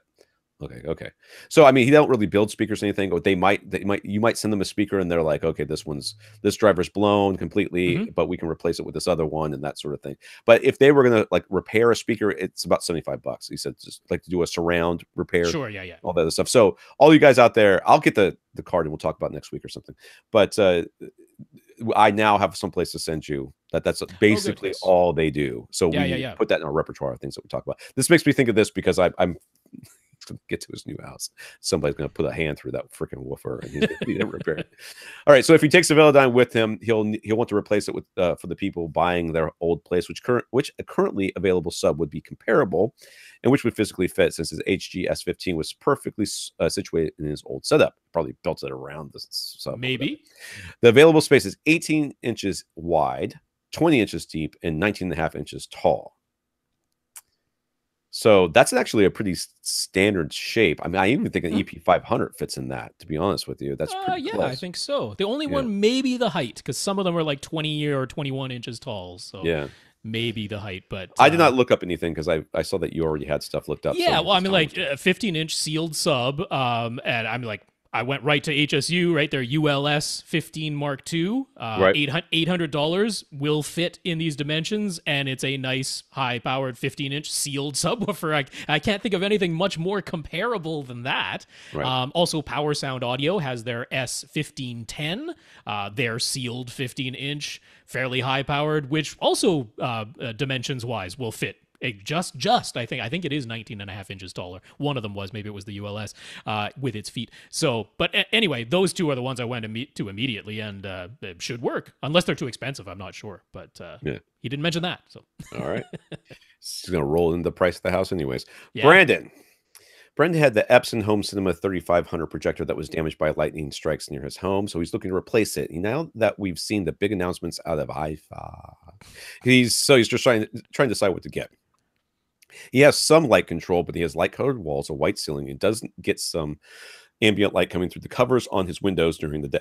Excuse me, man. I have got to drink water with this coffee. I've got so much sugar in it. I put too much sugar in it. It's like making my mouth like. So it already has a 1.2 gain Screen Innovations ambient light rejecting screen. It's 120 inches, and he sits 10.5 feet away. All right, so again, the left wall. Holy crap. So another left wall. This one looks like sliding glass doors, or maybe just a big window, but it doesn't look like it's ever used because there's a couch on the outside, which looks like it's a porch out there. So he's got a gray ambient light rejecting screen in front of him, 2 tower speakers, furniture up front with the center channel on it, some home theater seating, which looks like it's not on the back wall. There's no back wall. Definitely not on the back wall, yeah. So, and there's tile, but he's got a big rug, which looks like it could be plush, but it is a big rug in front of him and no other room treatments. I don't see surround speakers. Well, not in the images, but we're not really seeing behind the seats. So, okay. So his budget is such that if we were to go for one of the newly announced 4K projectors from Sony or JVC, they would have to be in their entry-level model, as the JVC, quote unquote. right. The DLNA N5 from JVC, or the Sony VW270ES. Whatever that's in Europe, or those are the Europe model numbers. I'm sure they'll be different because they were the previous ones had different model numbers between Europe and North America. So it's also a less expensive Epson to consider. He uses a projector for a mix of TV shows, games, and movies. What would we recommend? Oh, this is tough. I don't know, man. Well, according to the AV Forum guys, the JVCs are better than the Sonys. And in this situation, it would make sense actually to go for the N5 because the ones they announced in Europe were the N5, the N7, and the NX9. The X because it can do 8K wobble version thing with the 4K chip. Those are the JVCs. But the N5 and the N7, very similar to the existing models. The N5 doesn't have quite as deep, super deep black levels, although still really impressive and good black levels. And it doesn't have the digital cinema color filter that goes into the light path and gives you the full wide color. But it's a bit brighter, and since your room is never 100% dark, I mean, even if you have no light on at all, you still have light-colored walls and all that. Right. So going for the one that doesn't have the ridiculously deep black levels but has a bit more light output actually totally makes sense. So the JVC N5, if you really, really want the full 4K resolution, but I'm thinking, what if you just get the existing X590? Right. Which costs considerably. Like, you can find that now for right around $3,000. Now, I'm going to be honest with you guys. And we talk about waiting for CDA to come out for the announcements and everything else. A lot of times I'm not waiting for the announcements to come out so that I can get the brand new thing. I'm waiting for the announcements to come out so that all the other things can go on sale. Go down in price. Yeah. And actually, JVC said they're keeping the 790 from the existing lineup. They're keeping that in the lineup because it's a super popular model. It's down to about $4,500 now. You know, started out at $6,000, but it's down to about $4,500 retail. And you can sometimes find it even a bit less than that. It's got the crazy deep dark levels. It's got the cinema filter if you want it. It's just that it's the 1080p panel that's wobbled to do pseudo 4K. And they're like, there's no reason to, it's their most popular model that they sell. And they're not taking it out of the lineup because it's still less expensive than any of the new 4K models that they introduced. Now, we haven't really even talked about the Sonys or the Epsons. I mean, the Epson is still the value choice, unquestionably. Right. If he says he plays games. So they're having the 18 gigabits per second input on the new Epson that just got announced, because the price didn't really go up all that significantly. In that case, I would look at the brand new one if you're going with the Epson, because it would be nice to be able to play 4K at 60 hertz. Sure. That's a thing you can do now. And you can't do that on the old model. It was stuck at 30 hertz. So if you do go for the Epson, I would consider the new one there. But man, I'm really leaning towards like not even an X790, because again, same thing, right? You don't really need the super deepest black levels. You need the more light output, and the 590 could give you that for right around $3,000. There we go. Finally saving somebody money around here. Yeah. Chris says he knows we've discussed Odyssey dynamic EQ and dynamic volume before, but he appreciated a bit of a refresher on which settings we recommend for each of those options and why. Also, we don't seem to mention the reference level offset setting within the dynamic EQ settings very often, and that setting is kind of confusing. So what should the reference level offset be, and what is it doing to the signal? So first of all, dynamic EQ and dynamic volume. Dynamic volume attempts Odyssey dynamic volume we're talking about, just to be very clear, important. the Odyssey one. Yeah. Dynamic volume's job is to keep the volume level relatively the same across time. So you're watching TV and you're watching your show, and you turn the volume to the right level so that you can hear the dialogue, and then the commercial comes on and it's 10 dB louder and it blows you out of your seat. Dynamic volume's job is to stop that from happening. Okay, so it analyzes the signals and the peaks and everything like that, and make sure that you're not getting blown out of your seat. Yeah, it is dynamic range compression. So the full dynamic range in a movie should be, I mean, at least 20 decibels. Right. And this is saying, nope, not anymore. Now it's 15 or 10 or 5. And there are different settings, right? There's a low, medium, high in the dynamic volume. And that's more or less what it does. And it just says, nope, not the full 20 decibel range anymore. I'm going to shrink that down so that everything is closer to being the same volume all the time. So dynamic volume is what I like to call nap mode. Sure. So when you're going to want to take a nap and you don't want to be woken up by your TV screaming at you, you set dynamic volume to on to its highest level, and then you set it to the volume you want it to be. That's just loud enough so that you can hear, but not so loud that it's going to wake you up, and then you go to sleep. Any other time, dynamic volume should be off. Agreed. There's never a case for it, as far as I'm concerned. I mean, the only other option would be late at night and you have neighbors on an adjoining wall and you want to be able to hear everything. You want to be able to hear the talking and the explosions, but you don't want the explosions to be 20 decibels louder. Yeah. And I mean, you can toggle these on and off on the fly. You know, you don't have to rerun Odyssey every time you want to change between dynamic volume settings. So it's totally fine to use it, but ideally you would have it off. So the dynamic EQ is something a little bit different. And by a little bit, I mean 100%, not even close to the same.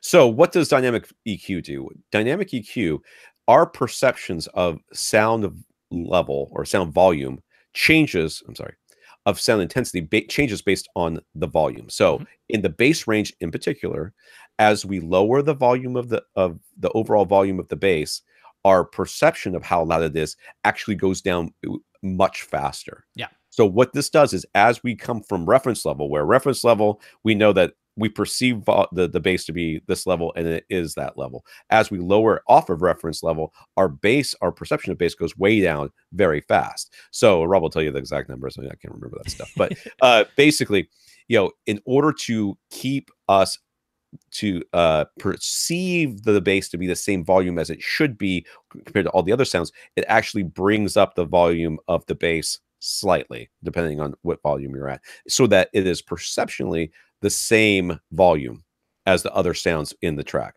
So this is done through the Fletcher-Munson curves, and they also used humans to go through and make adjustments to essentially a huge mixing board is what they told us, as they changed the volume to make sure it all sounded right. And they took these sound design, sound engineers and stuff like that, and DJs maybe, who do I know? And they had them all say, okay, now make sure that the sound sounds balanced to you in the scene at this volume. And they changed, the different frequencies, and they took all this information, this data, they created an algorithm. So as you lower the volume, the master volume, the perceived volume of the bass and all the other frequencies stays relatively the same towards each other. So dynamic EQ is something we like. but it will increase your bass volume at lower volume levels. So if you are the one time you would not want to use it is when you've got your diamond, you're worried about your neighbors or whatever, and you want to make sure that your bass isn't going up crazy high. So you would maybe turn it off then, or turn on dynamic volume at that point. Yeah, I mean, one way to think of it is that at full reference volume, dynamic EQ does nothing.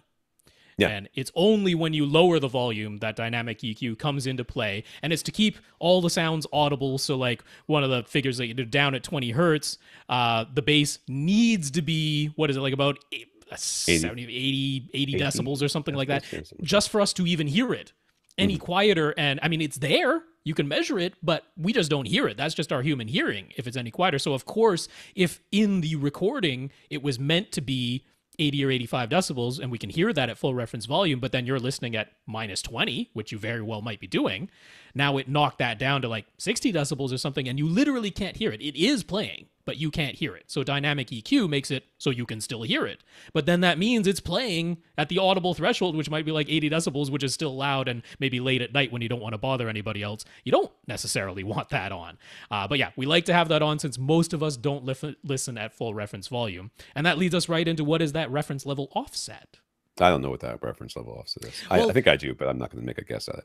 Yeah, the settings are -5, -10, and -15. And all that's doing is it's saying, well, this is your new reference level. Reference level is normally 0. Right. 0 dB on the volume dial. And now it's saying, well, now your new reference level is -5. So I won't do anything to the signal at -5. It's only until you go down below -5 that I start to boost the bass and the surround effects and stuff to keep them audible. Or I don't do anything all the way down to -10 on the volume dial, but then below -10, I start to boost things up. And you might want to use that particularly for music recordings, which are not mastered to the same volume level as movies. Music recordings don't adhere to the movie reference volume level. So very often you'll get some recordings on CD or something like that that are significantly louder than a movie. Therefore, if you listen at full reference volume, you'd be blasting yourself with like 120 decibels or something. And you're saying, well, thanks, Oasis.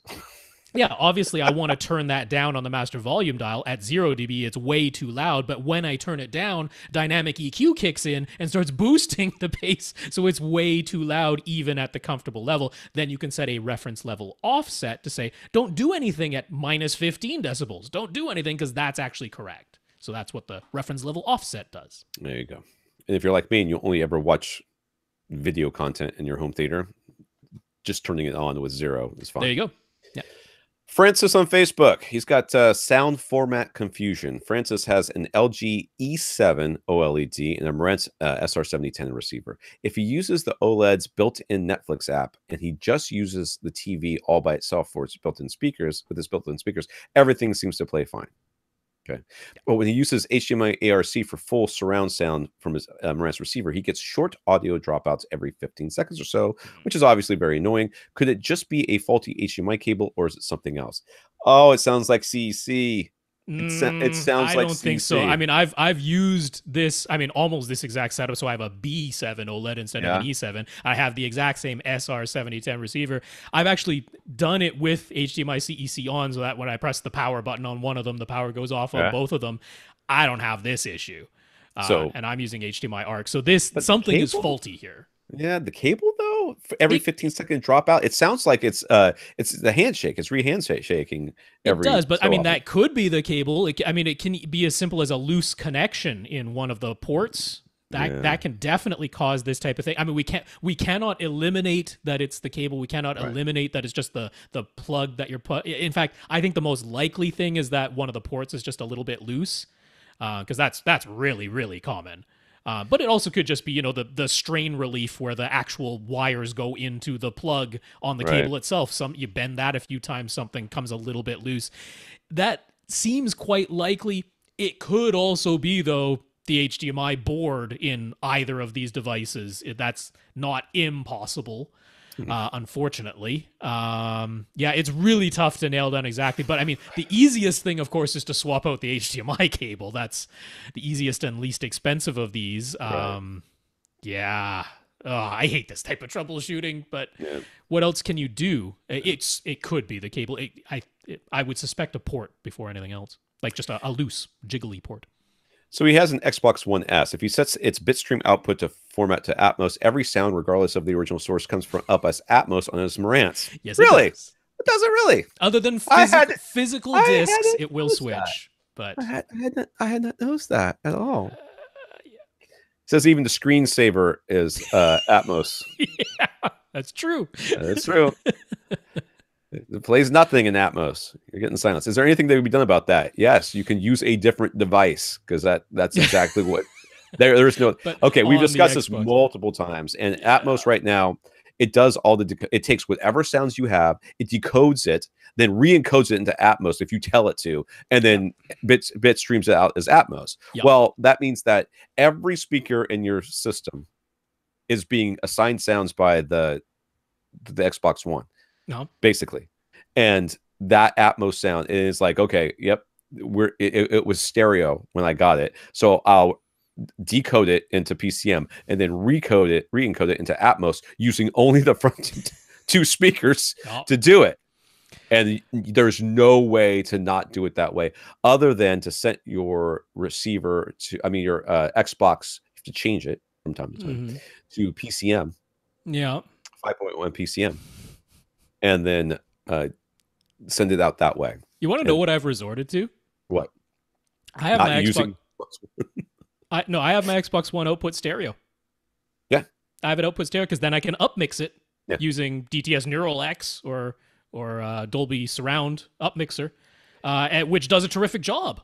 Because whatever the original one was, whatever the original sound source was, that all gets down mixed actually very nicely into just 2 channels, and then gets re-expanded by the upmixer in my AV receiver, which does a better job than what the Xbox is doing inside of itself. That's kind of what I've resorted to. Now, again, on physical discs, this isn't a problem. On physical discs, it will switch between and put out a genuine bit stream, whatever was on the disc. It will automatically do that with physical discs. But for everything else, saying switch to a different sound output mode on the Xbox One, now nothing is in Atmos. That's the problem there, unless you manually change it. So no, there's nothing you can do other than manually changing back and forth, but I've resorted to just having the darn thing output stereo, and then I can upmix it in my AV receiver. It says he also has a PS4. Its only audio output options are uncompressed PCM, Dolby Digital, or DTS. Is there a way to get the PS4 to output the original bit stream so that his Marantz can do all the audio decoding instead? Other than physical discs? Nope. Yeah, it's the same situation. It's even worse than the PS3, because the PS3 got options to output bit streams. You could have the Dolby Digital Plus coming out of the Netflix app, right? Yep. Not on the PS4. The PS4 does the same thing the Xbox does. It decodes everything other than physical discs. Physical discs can do the full pass-through, but everything else it decodes itself, and then you choose how you want to output it, and it doesn't even have an Atmos option. Guess what I've done with my PlayStation 4? Stereo? I resorted to outputting everything in stereo. All right. Not helpful. We are not helpful. Well, it's not our fault. It's not our fault. But, he has an SR7010, the exact same I have. The upmixers are really good. Yeah. And it upmixes stereo really well. Everything was down mixed inside of the console into that stereo. All the sound is still in there. Works. Yeah, I'm going to have to try it. All right. How long is this? Oh, it's not long. Infinite Gary. Philips announced their new OLED TVs at IFA, and they spent a lot of time talking about their second generation P5 picture processor and their perfect natural reality SDR to HDR conversion. They've also explained that they've chosen to go with HDR 10 plus instead of Dolby Vision because I don't like Dolby, and they're mean to us, and they make us pay money, and we don't want to, and we're Sony, and everybody sucks. That's kind of what they said, but instead they said not Sony. Because whatever. Philips, because Dolby requires, I just assumed this was something, because Dolby requires a default picture mode for Dolby Vision that just shows the Dolby Vision signal without any additional processing, and they want to apply their P5 process to everything by default. And yes, they do. Yes, they do. And apparently HDR 10 Plus lets you do that. Yay! Yay! So they're promoting their processing as natural and claiming to have the best image quality, but they're actually messing with all incoming signals, right? If it's on, yep. But despite altering the original signals, they were still given lots of positive press and reviews and handed several awards. So what's our takeaway from all this? Well, first of all, you buy those awards. That's straight They're up. announced before the show begins, which seems weird to me. It's straight up. It's straight up. You have to get any of those awards at any of these shows. In fact, most awards you see online from magazines or anything, they're not specifically bought, but they are specifically to get an award. You have you have to pay. Yes. No. To have your product considered. So you pay, your product gets considered, and then some panel or a person or whatever decides on what award you're going to get. And if you throw enough products in there, something's going to get something for sure. And then they make sure that everybody gets something, or you won't apply next year. They try to make sure, especially the big people. And I'm not saying that they didn't deserve whatever award they got, but this is garbage. Okay. No, it is because, this is the same sort of thing that we see over and over again with manufacturers where they're like, we're going to differentiate ourselves by having this one thing. And because of that one thing, we're going to put all our eggs in that basket, and then people are going to see that and they're going to hear that and they're going to think, well, does anybody else have this one thing that they have? Right. I've told this story for years now, but there was the lady who asked my friend, who's going around calling Best Buys and saying, oh, right, it was a Toshiba and they had their perfect picture processing or whatever it was, right? Does the Sony have that? No, wasn't it back when it was component video and they called it like Color Stream or something? Yeah, something like that. Right? It was a very silly thing, and she was asking for the very specific thing that everybody the trademark does. Name that they came up with for that thing. Exactly, the trademark name, and they were like, no, well, somebody's got this. No, it's not the same thing. Toshiba's the best, and that's fine. But what they're doing here, and maybe they are going to have this picture whatever processor thing that's messing with everything. Perfect natural reality. What a name. It was already, it already had something. What was it before? Was everybody was Smurfs, and then you guys turned them all to not Smurfs? I mean, Samsung has the lovely equivalent thing with the wonderfully confusing name of HDR Plus. Right. So they invented HDR10 Plus, but HDR Plus is Samsung's version of converting SDR to HDR, which everybody has something that does that. Now, I liked Vincent Tio's take on this whole thing because if there's anyone who's like a video purist, it's Vincent Tio. Right. But he's like, if you want to do SDR to HDR conversion, and some people do, right? It'd be silly to say that nobody out there wants to do that. He's like, if you want to do that, if you're watching low resolution sources, right? DVDs, 480p. Okay. He's like, if that's the situation, he thinks the Philips with this second generation of the P5 does probably the best job of those things out of the TVs that he's seen. Now, he, being a video purist, still says there is a way to turn it off, so that's good. Right? Yeah. It's great. There is a way to turn it off, so he's not going to knock the television. He'll knock a television if there's no way to turn it off and actually get it to accurate. But there is, so that's okay. And then if you activate it, because that's the thing you want to do, it does a good job of it. So I don't have a problem with that. That seems fair. It's like, hey, if you're the person who wants to do this, it does a really good job. And if you don't, at least there is a way to turn it off. So that's okay, in my opinion.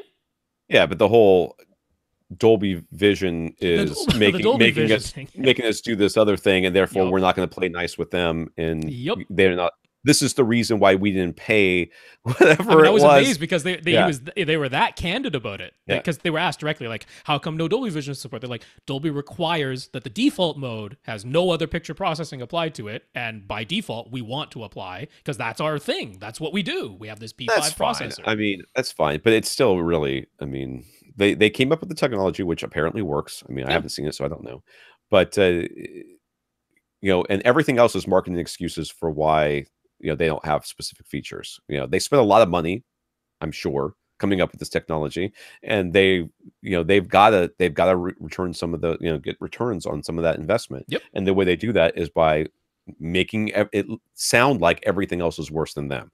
But everybody says that, right? The QLEDs are better than OLED, and OLED is better than LCD, and LCD, is kind of stupid. No, whatever. I do think the name Perfect Natural Reality for SDR to HDR conversion is a silly trademark name.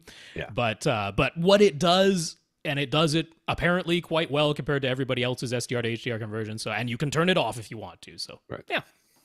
I think we're going to skip the last question and save it for next week because it's doozy. It's a long answer, and it actually did come in like early on a Monday morning. So I say Sunday is the cutoff, so that's all fair. Yes, All but right. that's Iris Z over on Facebook. We will answer you on the podcast next week. And yeah, that was one of those ones where they're like, short question, what does this mean? I'm like, the question is short in the number of words. The answer is not. So I didn't type out a novel to reply to Iris, but we will answer on the podcast. Not to worry. That's right. All right. We want to thank our listeners of the week. Brandon went to www.avrant.com and clicked on the Buy Us a Cup of Coffee link and gave us a little donation via PayPal. So we want to thank Brandon for his donation. Yeah, Brandon, thank you very much for that donation. We appreciate it. I want to thank our 67 patrons over at patreon.com for supporting us as well. Once again, all of those monies go into our coffers to help pay for hosting fees and other such things. So thank you, gentlemen and ladies. Yeah, that's patreon.com/AVRant podcast if you would like to sign up for a monthly automatic donation to the podcast. And thanks so much to our 67 patrons. I also want to thank Noah and Abu for alerting us that the Google Play Music Store wasn't updating our podcast feed. And we want to thank Google for, not just targeting us and screwing that for a whole bunch of people. Yeah. So and actually responding via email, which I didn't expect. But I was very surprised, though. I was very irritated when they were like, but that was bad timing. Your website's down. That's why it's screwed up. Do need to figure out why that bandwidth keeps getting exceeded. That is not right. We keep increasing the bandwidth. There's nothing on the website. We're not like posting videos on the website. What I need to do is I need a listener who is really good at WordPress and HTML and all that stuff, and just like let's give them like an admin rights for a little bit. There is something crazy memory leak going on that site. I feel like there's like some sort of cryptocurrency thing going on there. Somebody hacked us. And and we're streaming porn to something or whatever. Something ain't right. But Noah, Abu, thank you very much for the heads up. All right. I hate that. And every podcast with all right. Don't let me do it again, Rob. Oh, yes. Your fault. Yeah, I'm in charge of that as well now, too, eh? Yes, eh? So with that, I guess I'm going to say so now. With that, I'm Tom Andry. And I have to start with all right because I don't know what to say. We also didn't say you can send questions to question@avrant.com. That's very important. That's maybe the most AV important Rant, thing. What kind of a show do we have without any questions? Question@avrant.com, please. Email us. That's right. Email your questions. Until next week, I'm Tom Andry. And I'm Rob H. Now go out and listen to something.